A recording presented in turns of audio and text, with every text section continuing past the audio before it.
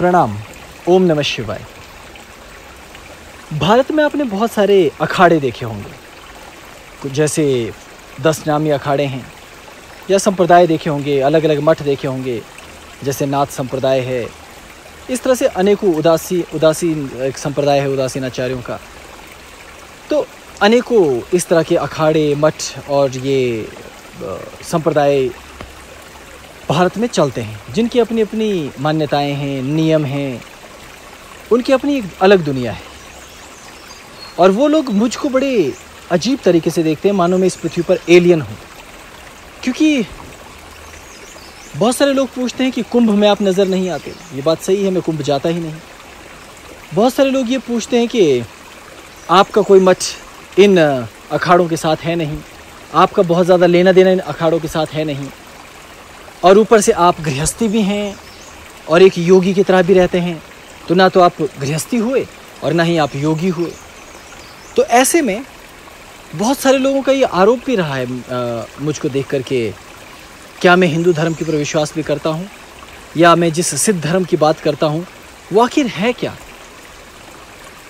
तो मैं आपको कुछ उदाहरण देना चाहता हूँ, क्योंकि एक व्यक्ति ने एक बहुत दुर्भावना से भरा हुआ एक पत्र लिखा था। मुख्य तौर से वैष्णव व्यक्ति है और वो उसकी मंशा ये है कि वो किसी तरह मुझे नीचा दिखाए। अब हम लोग तो हिमालय के जोगी हैं, हमें नीचे रखो या ऊपर रखो, हमें इससे कोई फ़र्क पड़ता नहीं।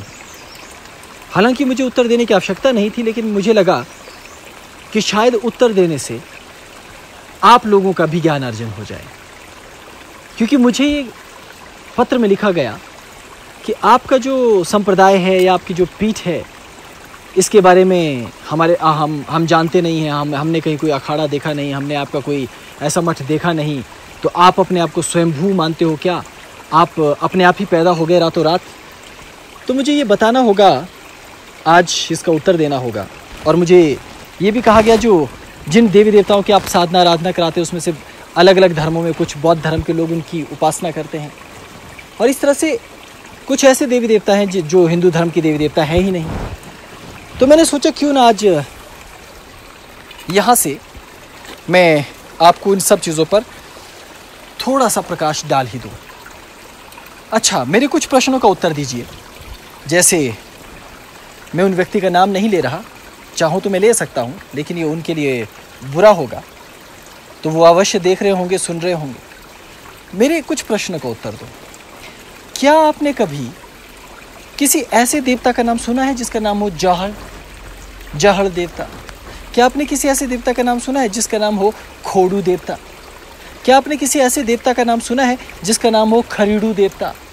क्या आपने किसी ऐसा देवता का नाम सुना है जिसका नाम हो बाड़ू नाग? क्या आपने किसी ऐसे देवता का नाम सुना है जिसका नाम हो छमाहू नाग या छमाहू देवता? या कभी आपने कभी इस तरह की जोगनियों या देवियों के नाम सुना, जैसे चवाली जोगनी, बूंगा जोगनी, थीनी जोगनी? नहीं सुना ना? अच्छा, मुझको ये बताइए, तो क्या ये सारे देवी देवता काल्पनिक हैं? हिमालय के बहुत सारे क्षेत्रों में अनेक देवी देवता हैं, उनके अजीबोगरीब नाम हैं। बहुत सारे ऐसे देवी देवता हैं जिनका जिक्र किसी भी वेद, पुराण अथवा शास्त्र में भी नहीं। तो क्या वो लोग हिंदू सनातन धर्म से या हिंदू धर्म से जुड़े हुए नहीं? अच्छा, ये मुझे बताइए कि इतने सारे जो यक्ष, किन्नर, गंधर्व हैं, जिनके नामों का जिक्र तक कहीं नहीं। ऐसे बहुत सारे ऋषि हैं जो छोटे छोटे तपस्वी और मनस्वी हुए, जो हिमालय के कंदराओं और छोटी छोटी पहाड़ियों में पले बढ़े, उनका कहीं कोई जिक्र नहीं। तो क्या ये लोग हिंदू नहीं हैं? अगर आप केवल वैष्णव धर्म को ही हिंदू धर्म मानते हो तो मैं आपकी बुद्धि पर तरस खाता हूँ। और यदि आप केवल इन 10 नामी अखाड़ों को और ये जो नाथ संप्रदाय के अखाड़े बने हुए हैं, या बाकी उदासीन आचार्यों के, इस तरह से जितने भी ये रामानंदी हैं, जितने भी इस तरह के अखाड़े हैं, केवल उन्हीं को अगर आप दुनिया मानते हो या हिंदू धर्म मानते हो, तो आपका ज्ञान बड़ा कमज़ोर है। आप हम सिद्धों के विषय में शायद फिर कुछ जानते ही नहीं। जैसे आप लोगों की अपनी एक ये जो प्लेन्स के इलाकों में, प्लेन इलाकों में अपनी अपनी पीठें हैं, अपनी अपनी मान्यताएं हैं। हिमालय में अनेकों अनेक मान्यताएं हैं। इनमें से अधिकांश तो ऐसी मान्यताएं हैं जो समय के साथ लुप्त होती चली गई। यहाँ देखिए, जैसे मेरे पीछे आपको ये झाड़ियाँ दिखाई दे रही हैं, पूरा जंगल का इलाका दिखाई दे रहा है। आप मेरी दाईं तरफ देखिए, मैं एक उदाहरण आपको देना चाहता हूँ। जैसे ये वृक्ष है, ये पेड़ है। अब आप ये सोच लीजिए कि मैं यदि इस वृक्ष के नीचे बैठकर अभी साधना करूं और यहाँ पर कोई कैमरा ना हो और कोई देखने वाला व्यक्ति ना हो, तो क्या कोई जानेगा कि मैंने यहाँ क्या साधना की और मेरा यहाँ क्या अनुभव प्राप्त हुआ? तो ऐसा ही कुछ हिमालयों के साथ हुआ है।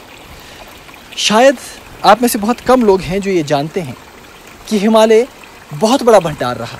यहाँ केवल भारत से ही नहीं, भारत के बाहर से भी, सुदूर देशों से भी लोग ज्ञान प्राप्त करने के लिए आए।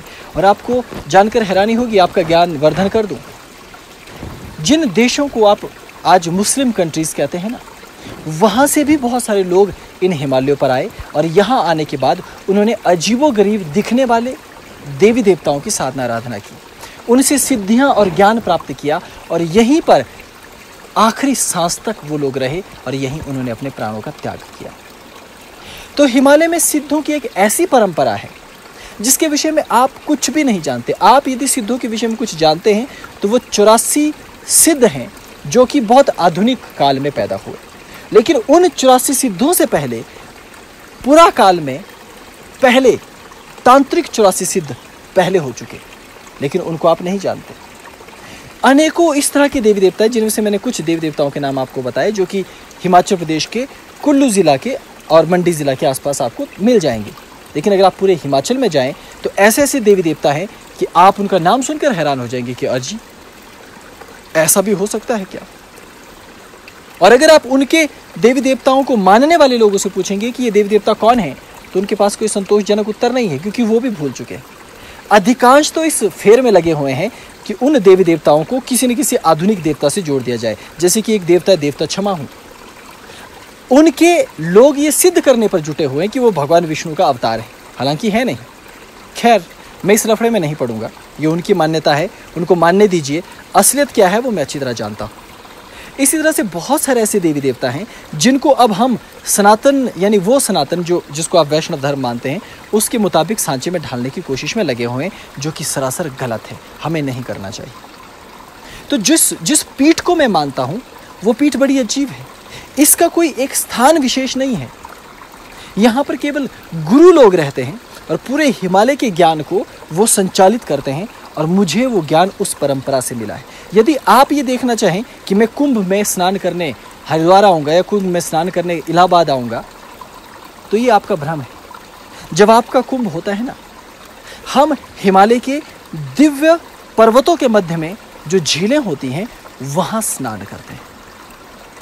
हमारे पास जो मंत्र की क्षमताएं हैं, औषधियों का ये जो देश है, यहाँ जो मीठे पानी का ये जो सोता बह रहा है मेरे पाँव के नीचे से, यहाँ हर जगह पर आपको इस तरह से पानी की छोटी छोटी धाराएं बहती हुई मिल जाएगी। ज़रा देखिए, कम पानी है मेरे पाँव के नीचे से होकर गुजर रहा, लेकिन हर कहीं से आपको ऐसी छोटी छोटी धाराएं पानी की मिल जाएंगी जो स्वच्छ है, शुद्ध है।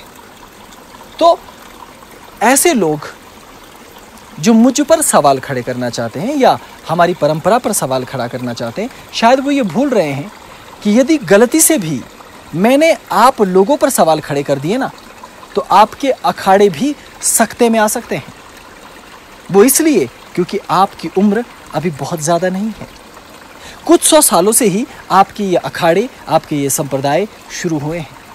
लेकिन जिस जगह पर मैं खड़ा हूँ ना, हिमालय का ये जो क्षेत्र, यहाँ की तो परंपराएं भी अभी तक यहाँ के लोगों को भी समझ में नहीं आई, क्योंकि यहाँ पर भी जो आम लोग रहते हैं ना, जो देव संस्कृति को मानते हैं, उनको केवल ये पता है कि इस देवता का ये दिन होता है, ये तिथि होती है, ये वार है, ये इसका पर्व है, ये इसका क्षेत्र है, ये इसकी योगिनियाँ हैं, ये इसकी पूजा पाठ के नीति नियम हैं। लेकिन उस देवता की उत्पत्ति, उसकी पूजन का वास्तविक गोपनीय विधान, उसके यंत्र, उसके मंत्र और उसकी वास्तविक साधना पद्धति के साथ साथ उस देवता का दर्शन यानी कि उस देवता ने मनुष्यों को क्या कहा, क्या उपदेश दिया, ये वो नहीं जानते। जानते हो मुझको कलांतक पीठाधीश्वर क्यों कहा जाता है? केवल इसलिए नहीं कि मैं आधुनिक पीठाधीश्वरों जैसा हूँ। आधुनिक पीठाधीश्वर एक पीठ यानी एक स्थान में रहने वाला एक प्रमुख आध्यात्मिक व्यक्तित्व होता है। आमतौर पर वो सन्यासी होते हैं। लेकिन मुझे देखिए, मैं पूरी तरह सन्यासी नहीं हूँ, लेकिन मैं जब वनों में रहता हूँ तो सन्यासी की भांति रहता हूँ। लेकिन इसके अतिरिक्त मैं आप लोगों के बीच में रहता हूँ, मेरा घर है, परिवार है, सभी लोग मेरे आसपास, पूरी तरह से गृहस्थ। क्योंकि हमारी जो पद्धति है ये बिल्कुल अलग ढर्रे पर चलती है। यदि आप मुझको जानना चाहते या मेरी परंपरा को जानना चाहते तो आपको बड़े गहरे में गोते लगाने पड़ेंगे, और ये गोते इतनी सरलता से आप लगा नहीं पाओगे, क्योंकि इन पर्वतों का प्रत्येक ज्ञान, प्रत्येक तत्व सदैव गोपनीय रहा है और गोपनीय रहेगा। हाँ, मैं ज़रूर आपके प्रेम के कारण उनको प्रकट करने का धीरे धीरे प्रयास करता हूँ, वो भी इसलिए क्योंकि मैंने इन पर्वतों पर, इन कंदराओं में अपने गुरु से कुछ ऐसा सीखा है जो शायद आप नहीं जानते। और ये भी बता दो, आप तो बहुत दूर के हो जिन्होंने मुझे पत्र लिखा, इन मैदानी क्षेत्रों के हो। जानते हो, जिस गांव में मैं पैदा हुआ हूँ, मैंने तो वहाँ कभी अपने मित्रों के साथ बैठकर भी ये बात नहीं की कि मित्रों, मैंने अपने जीवन में अध्यात्म में क्या सीखा और क्या अनुभव किया। जानते हो क्यों?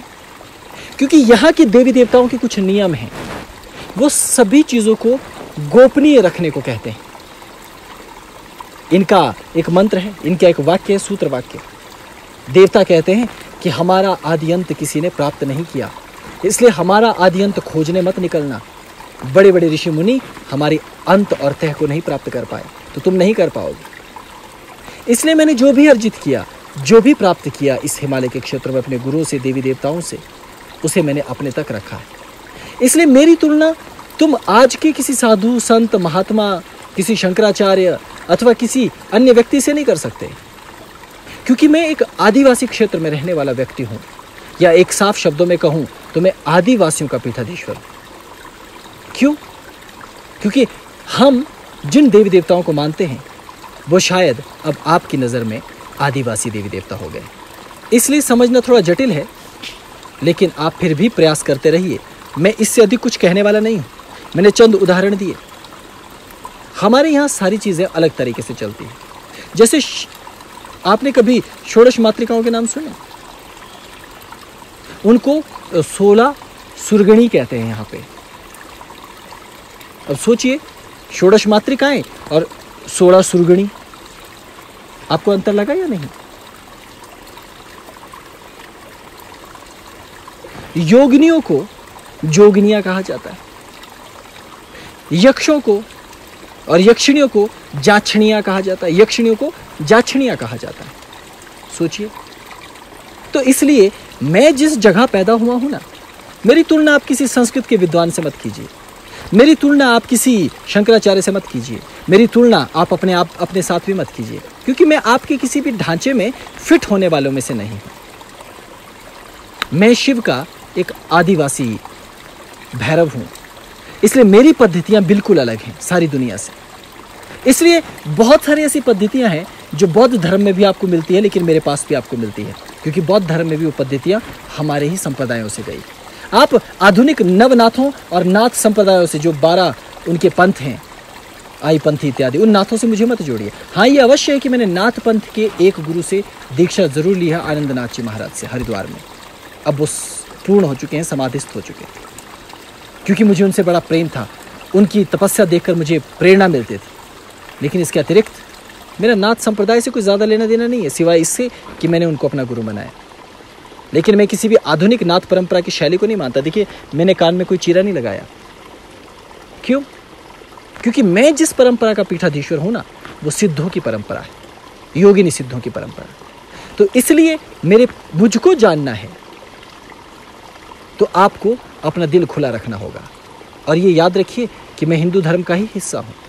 भले ही मेरे बारे में आपके पुराणों या शास्त्रों में बहुत अच्छा ना लिखा गया हो या लिखा ही ना गया हो, मेरी देवी देवताओं के बारे में आपके पास या आपके शास्त्रों में जानकारी हो या नहीं हो, मुझे इससे फर्क नहीं पड़ता।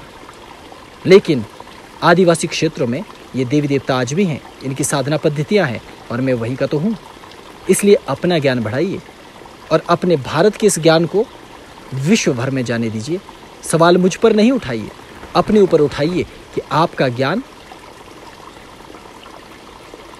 ज्ञान इतना उच्च कोटि का ज्ञान नहीं है। मैं फिर लौटूंगा, अपना ध्यान रखें। ओम नमः शिवाय। प्रणाम।